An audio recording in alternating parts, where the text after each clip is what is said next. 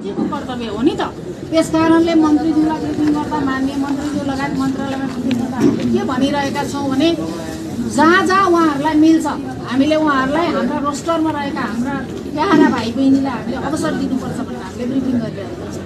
त्यसको लागि तपाईँलाई सिप सिकाउनुपर्छ कि अथवा अरू भिसाहरूमा हामीले लान सक्छौँ कि, किनभने तपाईँहरूले मेहनत गर्नुभएको छ, तपाईँहरूले पर्खिनु पनि भएको छ यत्रो 2 वर्ष र धेरैलाई पठाइएका छौँ हामी आज यो पनि भन्न हामी मिडियाको सामु हामी तयार छौँ भने गत सालभन्दा हामी 2000 बढीलाई पठाएका छौँ।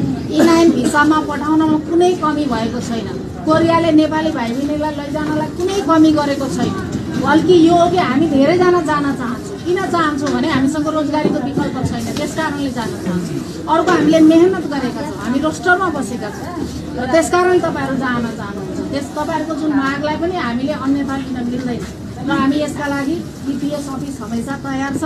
तपाईँहरूलाई यदि तपाईँहरूले समय लिनुभएको छ भने तपाईँहरू जान सक्नुहुन्छ। अहिले पर्खिरहनु भएको छ भने होइन भने हामीलाई खबर गर्छु अनि आउनुहोस् भन्नुभएको छ र आज तपाईँहरूलाई हामीले एउटा प्रेस रिलिज पनि गर्ने कुरा भएको छ। एउटा प्रेस रिलिज के गरिरहेका छौँ, के भइरहेको छ र कसरी ल्याएको छ भनेर प्रेस रिलिज गर्ने, तपाईँहरूलाई यसको सही इन्फर्मेसन दिने र अर्को तपाईँहरूलाई एउटा समूह, तपाईँहरूको एउटा प्रतिनिधिमूलक एउटा समूह आउँछ, आएपछि त्योसँग आधिकारिकमा तपाईँहरूले के हो त भन्ने कुरा पनि राख्नुहुन्छ र त्यसमा सम्भावना के छ त्यस विषयमा कुरा गर्ने भएको छ। काठमाडौँमा चिसो छ, तपाईँहरू बिहान बेलुका आन्दोलनको नाममा बिरामी नहुनुहोस्, चिसो नलागोस्, तपाईँहरू ख्याल गर्नु होला स्वास्थ्यको र तपाईँहरूको जायज मागहरू हामीले सम्पन्न गर्न नेपाल सरकारले सक्ने मागहरूका लागि हामी पहल गर्छौँ र हाम्रो हातमा नभएको कोरिया सरकारले गर्न सक्ने खालका उसका कार्यक्षेत्रमा भएका मागहरू हामी सम्बन्धित ठाउँमा पुर्याउनको लागि हामी हमेसा तयार छौँ।